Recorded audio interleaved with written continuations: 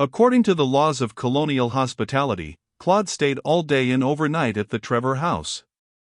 To tell the truth, he was scarcely fit for removal, for the reaction from his nervous strain sent him, early in the afternoon, to the chamber prepared for him, from which he emerged at 10 o'clock next morning with many apologies for tardiness on his tongue. He saw no one, however, to whom to deliver them. The house was deserted.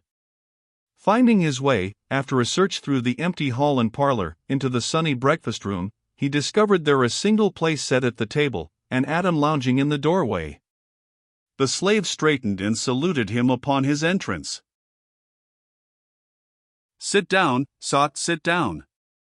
I'll bring you breakfast right away." Upon this, he darted from the house and disappeared down the path towards the kitchen, to return in 2 or 3 minutes with a large tray upon which stood a variety of smoking dishes. This he set before the guest, who proceeded to discuss them with a light appetite. While he ate he pondered, uneasily, on how he was expected to take his departure. In this matter Adam came presently to his assistance. "Pardon, Mas Demele, but Mas Vincent wait this a moment till 9 t see you, den he ride out to the fields and tell me t say t he be back afo din at noon, ask yo health den." "So I'm to stay till this afternoon?" asked Claude, in some surprise. "Yes, sah," responded the slave, and his prompt tone settled the matter. Claude, who had quite finished his meal, rose and strolled idly to the door which looked out upon the garden. At the far end of this, among her roses, was Madame Trevor. Demele did not recognize her at the distance, but he turned suddenly to the slave who was clearing the table.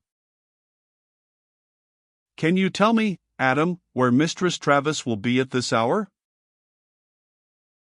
"Miss Deb? Oh, she's mos like at de stillroom." He went over to the door. "See lil house dear cross the yid? She's mos like dear." "Thank you." Claude nodded to the man and went out of the house, around the terrace, and so through the yard towards the small building whose surrounding lilac bushes were all in seed. Here on the step, alone and disconsolate, sat Sambo, Deborah's favorite little darky. Sambo was very forlorn this morning. A strong appreciation of the woe of this wretched life had come to his spirit under the guise of an empty stomach. All of 3 hours ago Thompson, the overseer, discovered him in the climacteric moment of a glorious charge on the chickens in the runs.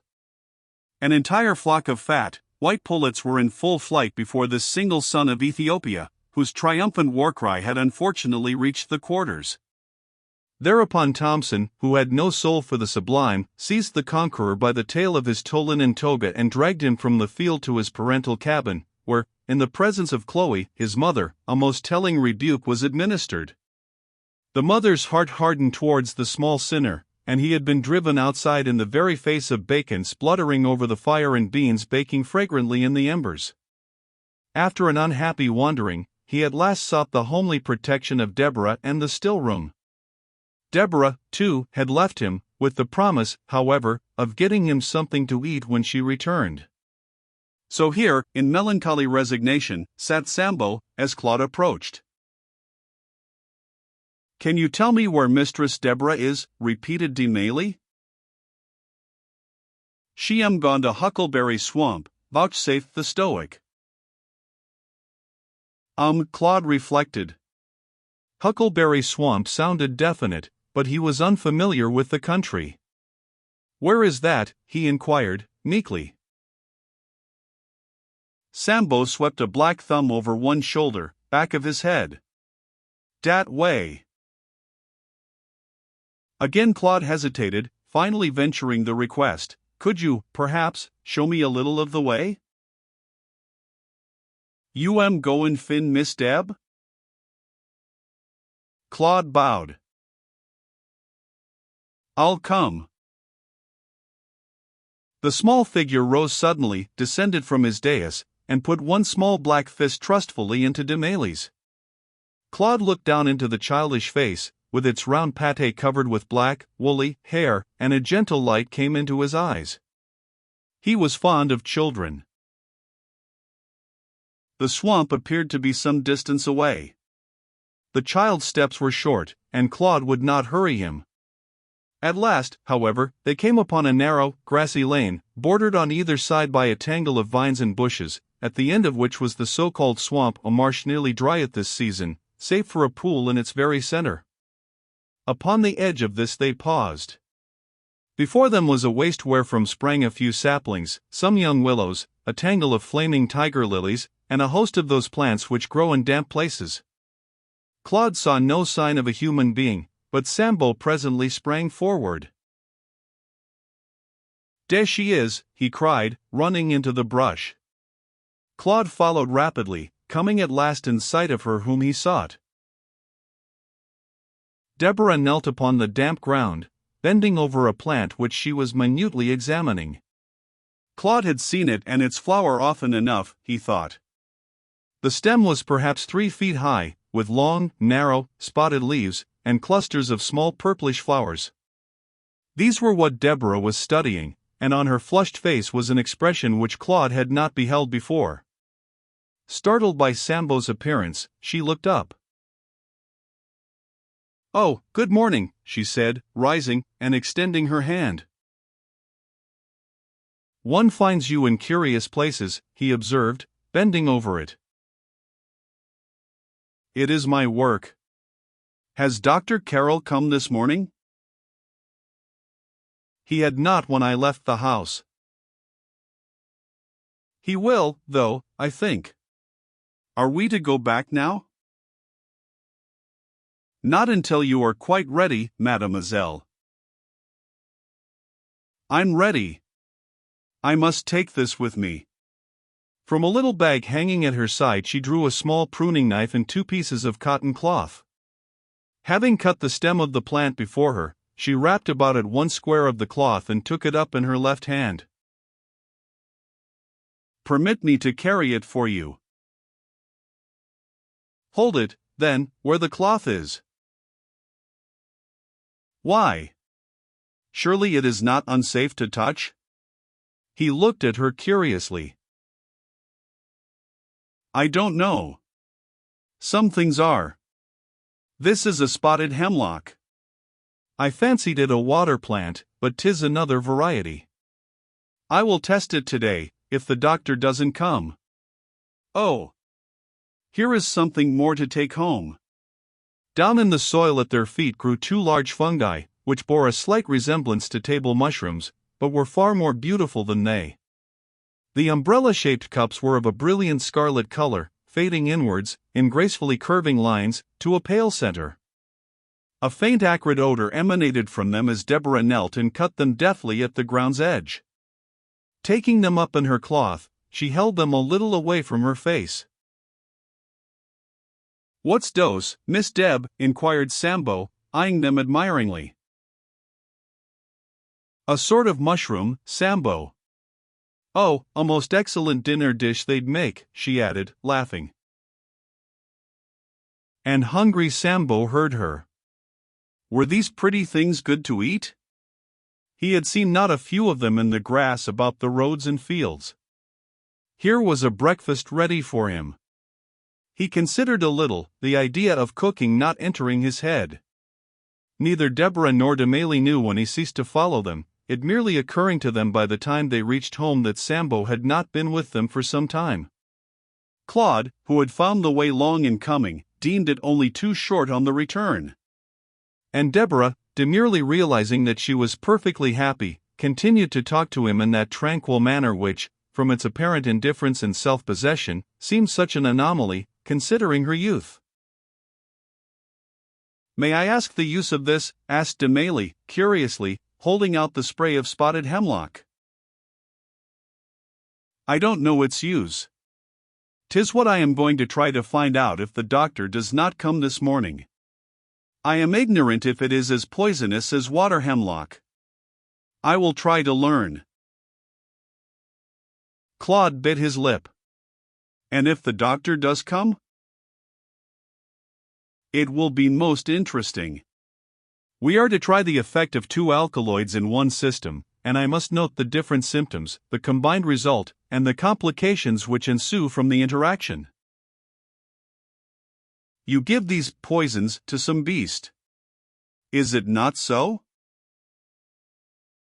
Deborah hesitated for a little, finally replying, quietly, a cat. And he will no doubt die? No, perhaps not. That is our hope, monsieur. If we could discover one thing which might counterbalance the effect of another, can you not see that it might sometimes serve to save men's lives? It is unbecoming in me to speak of it, but did you not know that the liquid given you as medicine for your fever I distilled from the plant called monkshood? And did not that medicine help to restore you to health? And yet, sir, it was a virulent poison, 10 drops of which would kill an animal. Demely looked at the girl in surprise. She was certainly unlike any woman that he had ever met. Forgive me, he said, earnestly.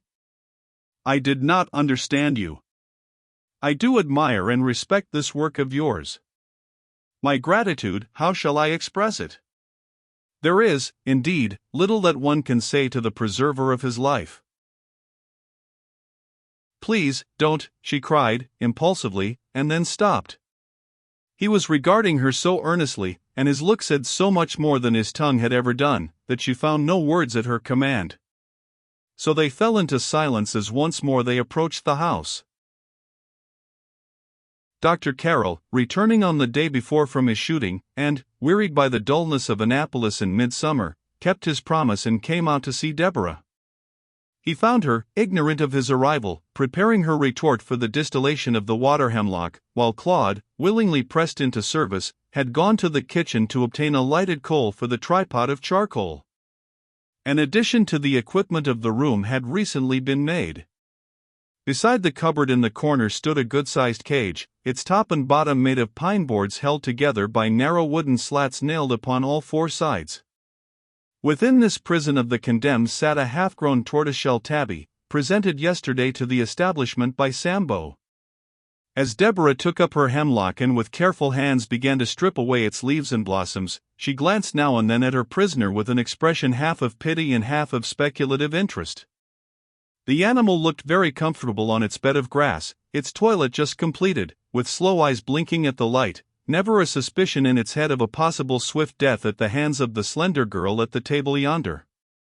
The stillness was interrupted by the entrance of the doctor. Good morning to you, Mistress Debbie. At work, eh? Oh ho! Water hemlock. No. This is maculatum. See the leaves spotted. Is this as poisonous as the other, do you think? The doctor chuckled. Thou art a born botanist, Debbie. This poisonous? 'Tis historic. Socrates died by it. 'Tis as well obtained by crushing in alcohol, though. Did you bring the root? Now that was carelessness. The root is most virulent, delightfully virulent. You should be sent back to get it, only that I am not here to distill this morning. Monsieur Claude. Good day. Are you turned neophyte? Claude, with a shovelful of embers, had halted in the doorway. At Carroll's question he smiled and came forward. I should be glad if I might stay and look on. I am woefully ignorant in these matters. Deborah took the shovel from his hands, emptying its contents carefully into the tripod. Thank you. Be seated, if you care to watch us. By all means, sit yonder, Demely, and look on.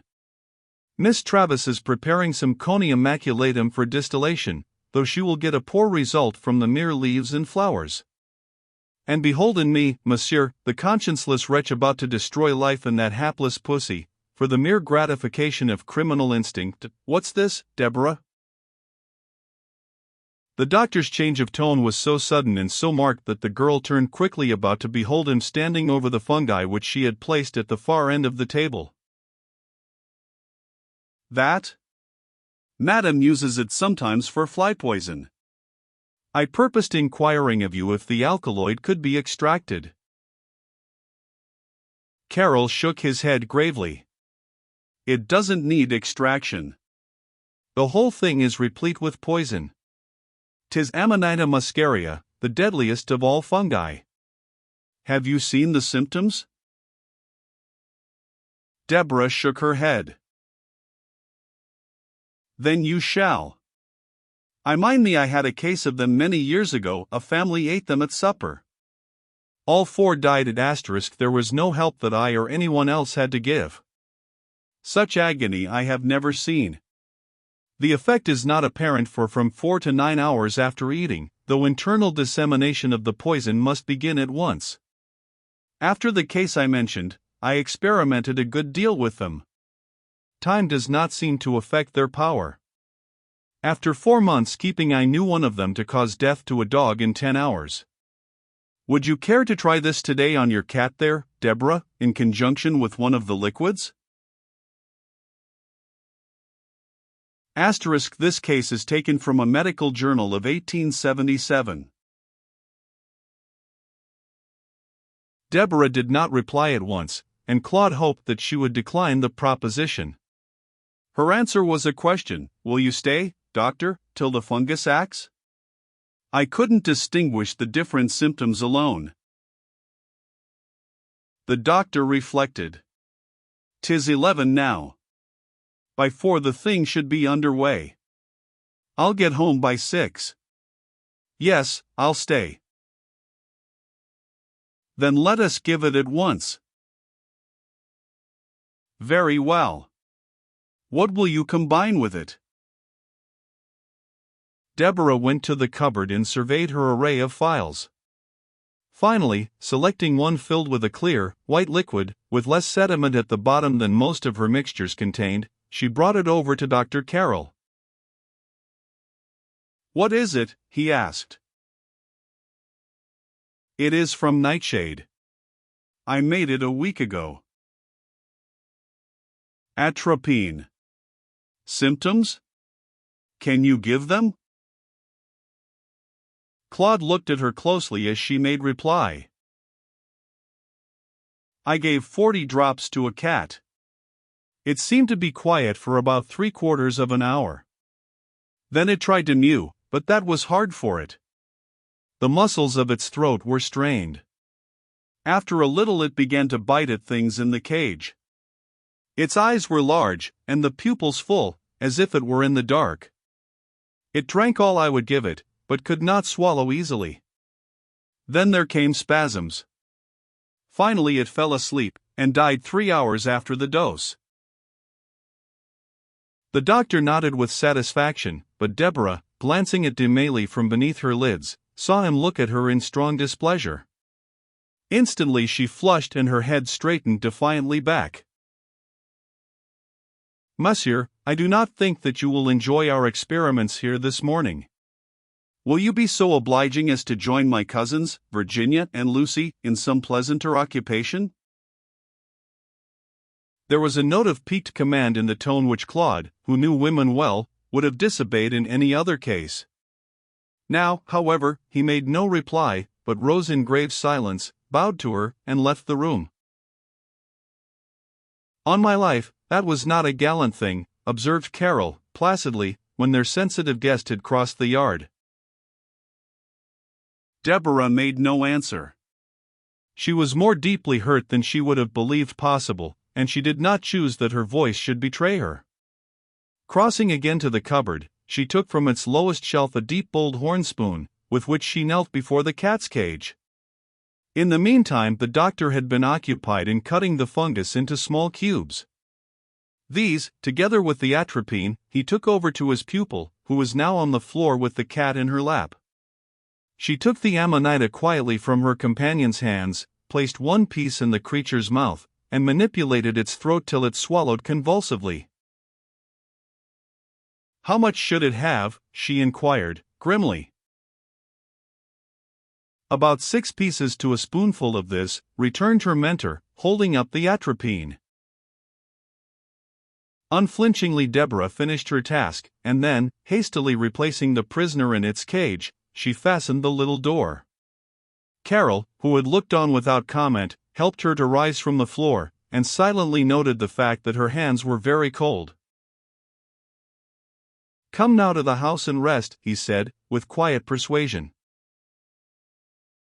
She looked a little surprised. "Surely not. I will stay here and watch. Besides, there is the hemlock." She nodded towards the little heap of flowers and leaves by the retort. "I will distill that. The fire is ready." "No, Debbie. You're tired. Hark you, the poisons will certainly not show for half an hour, if they do then. It is probable that the muscaria will retard the action of the atropine for a much longer time. Then you must have your full wits about you, for 'twill be the most interesting thing we've done. Come now, as your physician, I insist." But though Charles Carroll's will was strong, that of Deborah Travis was stronger. He tried persuasion, command, and entreaty, finally becoming angry, and so losing the battle, for, having called her a stubborn hussy, there was nothing for it but to march off alone to the house. The girl saw him go with a sore heart, and then, doggedly determined, returned to her work, the pleasure of it gone for the first time in her life. When, after a while, Sambo strolled thoughtfully in from the fields, she greeted him with positive delight. The little boy seated himself, Turk fashion, beside the tripod, to watch the water just beginning to bubble in the body of the retort. It was an occupation which he dearly loved, and in the observation of which he was a privileged mortal, for Deborah allowed but few in her workroom. During the process of distillation she was regarded by Sambo as someone who had risen for the time to supernatural heights. She was quite a different person from the Miss Deb whom he knew ordinarily out of doors. On every occasion, however, he had been wont to talk unceasingly either to her or to himself when in her company. Today she wondered at his silence. His interest in the action of the retort was as great as ever, but every effort to draw him into conversation failed. So, after a time, Deborah, her closest attention demanded by the approaching end of the distillation, when the purest alkaloid would come from her plant, ceased also to speak, and, indeed, almost forgot his presence. The liquid had been filtered, bottled, and set aside for its second vaporizing, when she suddenly recollected that in the morning she had promised to get something for the little Negro to eat. It was sufficient cause for his silence. "Oh, Sambo. Indeed I'm sorry. How hungry you must be. Come, I'll make Chloe give you some of our dinner today." Sambo's big eyes opened wide and he slowly shook his head. "Had something, Miss Debbie. D1 no mo dot." With his words came the sound of the dinner horn from the quarters. He turned. "Goin' home," he said, wearily, trudging out of the room, while the girl, wondering who had fed him, proceeded to restore order in her immaculate little domain. When she had finished the doctor reappeared. "Madame Trevor dispatched me," he explained. "Dinner is ready. You're tired, Debbie. Come in." "Yes, sir, at once, when this sleeve is down." She pulled at the short elbow sleeve which she had pushed to the shoulder to be rid of its ruffles. "How's the cat?" asked Carol, walking over to its cage. The creature lay upon the bed of grass blinking nonchalantly, after a luncheon of milk. "Perfectly well, eh?" Note, Deborah, that the action of the atropine is already retarded half an hour beyond its time. Most interesting, on my word. "When do you think it will begin?" "That is difficult to say. By 2 or 3 o'clock at the outside. Then death will probably be rapid. Ready now? Madame is a little impatient, but she'll not show it before Demele. There, the horn sounds at last." Dinner was gone through with tediously, and at 3 o'clock the entire family, with the guests, sat upon the portico, drowsy with heat and the effort of talking. The doctor, perceiving Deborah's growing impatience, was about to dare Madame Trevor's high displeasure by carrying her off to the still room to watch their cat, when suddenly around the corner of the east wing dashed a negro, hysterical with fear. "Blessed may be praised. Doctor Ciel, come quick. Sambo's dyin'. Give him somethin' efo he go off, efo Christ's sake." Before the last words were spoken, the doctor had jumped from the porch, and the rest of the party rose anxiously. "Sambo? Sambo dying, Joe? Surely not. I'll come at once."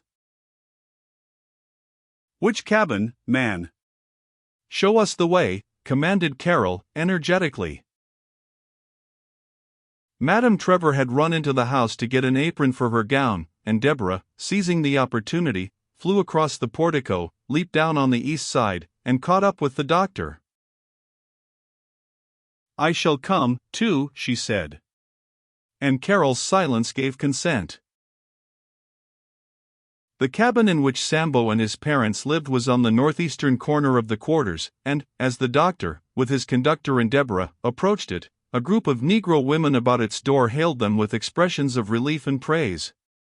Not heeding the pious ejaculations, the three passed into the tiny hut, where, upon the mattress in a corner, covered with tattered blankets, lay Sambo. Beside him, her apron over her head, sat the mother, Chloe, rocking to and fro in absolute terror. Carol knelt at once beside the mattress and glanced sharply into the child's face. Sambo was lying deathly still, breathing heavily, his eyes wide open, his black skin dripping with sweat. The doctor felt the child's pulse, opened his mouth, and gave a sharp exclamation as he perceived the tongue to be heavily coated with a thick, grayish matter. "Sit here, Deborah, and hold his hands. He'll not be quiet long." Deborah took her place at the child's head and clasped the little burning hands in her own, while Carol, in a low voice, began to question Chloe. Sambo noticed Deborah, and smiled faintly as she leaned over him. In a moment more a swift spasm of agony passed over the small features, and he uttered a guttural cry of pain. Carol ran to his side, while the colored woman, wringing her hands, sank helplessly on the floor. The paroxysm was violent. The child's body twisted and writhed. He rolled over and over upon the bed, moaning like an animal, or shrieking in a delirium of torture. Deborah, very pale, and Carol, silent and stern, held him so as to prevent as much exhaustion of strength as was possible. When he began to grow more quiet, Madame Trevor came in, looking angrily at her cousin, who, however, scarcely saw her. "It is possible that you do not need me, doctor," she said, in her most offended tone. Carol paid small attention to her manner. "If you will send out some old linen, pepper, mustard, and salt from the house, it will be all that we can use. To be frank," he added, in a low tone, "there is little hope now." Madame Trevor looked aghast, and her manner softened instantly. "Little hope? What do you mean? What shall we do?" "What I ask, if you please. Linen, salt, mustard, and pepper. Chloe, you must heat some water in the kettle there." And Carol turned about again as Madame Trevor, without another word, hurried out of the cabin on her errand. The girl, meantime, bent over Sambo, questioning him. "What was it, Sambo? Have you eaten anything? What have you done?" she asked, caressingly. Sambo, panting from weakness, answered, just audibly, "Done eat nothing tea all but mushrooms you picked es moan with Moss Frenchman. You say day good fo din dot. My God!" "What is it?" asked the doctor, quickly, seeing her face grow gray. "He has eaten the muscaria," she whispered, tremulously. "I know it. And it was my fault, my fault. Good heavens! What shall I do?" With a quick sob she caught the child, who suddenly sprang to her in a new spasm of pain. The muscles of his body grew rigid with contraction beneath her grasp. Sambo clutched and opened his hands wildly in the air. New sweat poured out upon his cold flesh, his eyes started from their sockets, and Chloe, catching sight of him, screamed with despair. At this moment Madame Trevor, bearing those things which the doctor had commanded, re-entered the cabin. While Carol worked over Sambo's body, Deborah suddenly left her place, turned blindly about and ran out of the cabin through the terror-stricken group at the door, and across the sunny yard to the still-room. Without an instant's hesitation she flung herself against the closed door and turned its handle with her shaking fingers. Presently she found herself standing dizzily before the cage of the poisoned animal. Twice she opened and shut her eyes to make sure that her vision was not deranged. No. There was the cat making its afternoon toilet with foppish precision, stopping occasionally to regard her solemnly with its bright green eyes. Deborah was not long there. When she was sure her hope had been realized, she turned to the cupboard, snatched a bottle from its shelf, and ran at full speed out of the room and back towards the cabin. Upon the bed Sambo's body lay now outstretched, quiet save for an occasional little quiver of the muscles, and over it Madame Trevor, with grave tenderness, and Dr. Carroll, with hopeless skill, worked. Some hot gin had been forced down the child's throat, and across him were spread linen cloths soaked in water so near to boiling that they had scalded Chloe's hands, yet Sambo paid no attention either to them or to the mixture with which they were rubbing his limbs. When Deborah returned, Carol left off chafing the little black arms and went to her where she stood by the door. "What to do, Debbie?" he whispered, helplessly. "There's no hope?" she asked. Carol shook his head. "He is passing into the coma now. That is the end." "You will let me try something?" she asked, quickly. "Anything in the world. Nothing can harm him now." "Where is a cup?" "What have you?" he cried. Madame Trevor started and looked around. Deborah put a tremulous finger to her lips and shook her head. The doctor instantly understood, and let her go to the shelf in a corner, where, her back being to the others, she poured half the contents of her bottle into a tin cup. With this, slowly and resolutely, she approached the bed. Chloe stepped suddenly in her way. "What you got?" she asked, in no friendly tone. "Medicine for Sambo," was the steady reply. "Of your own making, Deborah," came Madame Trevor's sharp voice. "Yes, yes. You are wasting precious time. Chloe, let me pass." "No, Miss Deb. You ain't go and give Sambo nuffin from Stillhouse." "Dr. Carroll." There was a desperate appeal in her tone, and the man came instantly to her aid. "Listen, Chloe. Unless your child in some way gets the help that I cannot give, he must die. He is poisoned, as I supposed, fatally. Miss Deborah believes that she can save his life. You cannot let him die without the attempt."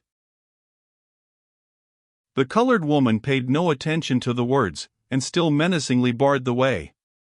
A new idea was taking possession of her, that Deborah had poisoned the boy. Carol, who was watching her narrowly, saw the sudden squaring of her shoulders, darted quickly in front of her and seized her about the body just as she had been about to fling herself upon the girl. Deborah, keyed to the highest pitch, watched her opportunity, slipped like a cat around to the bedside, raised Sambo's head upon her arm, and, to Madame Trevor's terror, pressed her fingers on the child's throat, and forced him to swallow the contents of the cup. At once he was seized with a violent coughing fit. Deborah lifted him upright at once, pressed her hands upon his temples and the back of his neck, and kept him from that retching which would have been fatal to her experiment. Meantime Carol had forced Chloe, screaming and struggling, from the cabin, and, after calling Thompson to keep order in the group outside, he closed and barred the door. Madame Trevor then rose from her place. Charles Carroll, you are permitting my ward to murder this child. I cannot remain here as witness to such a deed. When you will accept the assistance that I have to give, and will order this girl away, you may send word to the house. And, with these words, Antoinette Trevor rose in strong anger, shook out her flounces, unfastened the door for herself, and, without more ado, left the cabin and the dying child alone to the care of the doctor and his mad protégé. Carroll witnessed the departure without a word, and it was with an expression rather of relief than chagrin that he turned to Deborah. "What did you give him?" he asked, quietly. "Atropine. For times more than enough to kill him. Asterisk. Atropine is today considered the best antidote for cases of poisoning by the Amanita muscaria or the Amanita phalloides. At the period of the story, 1744, its efficacy was unknown. The cat. Lives. Good God, Deborah. We must save him now. Deborah set her teeth. I will save him, she said, with slow precision. Or else, they will bury me with him. Madame Trevor, upon her return to the house, said not a word of the scene in the cabin. It was a relief to her to find that Demely had tactfully departed and that the family was alone. Lucy and Virginia beset her with questions, for the child was a pet with them all. It was something of a shock, then, when their mother turned upon them, saying sharply, "Sambo will die," and forthwith retired to her own room. The girls looked at each other for a long moment in amazement, and then Lucy cried quickly, "Let us go to see him at once." Virginia would have assented, but her brother shook his head. "Deborah and the doctor both are there. If you are needed, you will be sent for. Otherwise I forbid you to go." And so the Trevor family lived dismally through the afternoon, waiting for the supper hour, when the watchers would appear. But Adam blew the horn in vain. No word came from the cabin, and Madame Trevor, burning with curiosity and anxiety, flatly refused to send anyone to ask news of the child. The sun set, and dusk deepened to evening. Candles were lighted in the sitting room, but Vincent alone made any pretense of reading. The three women moved about restlessly, the girls not daring, and their mother unwilling to speak on the subject which occupied all their thoughts. The silence had become unbearable, and Vincent at last started to put away his book, with a resolve to go to the quarters, when the door flew open and Dr. Carroll strode into the room, carrying Deborah's body in his arms. He laid her down upon the brocaded sofa, while the girls rushed to her side. "She fainted as we came across the yard," explained the doctor, wearily. "The child is dead, then?" "Sambo will live. The girl saved his life. She is a genius, madam, and, for God's sake, get me a glass of wine."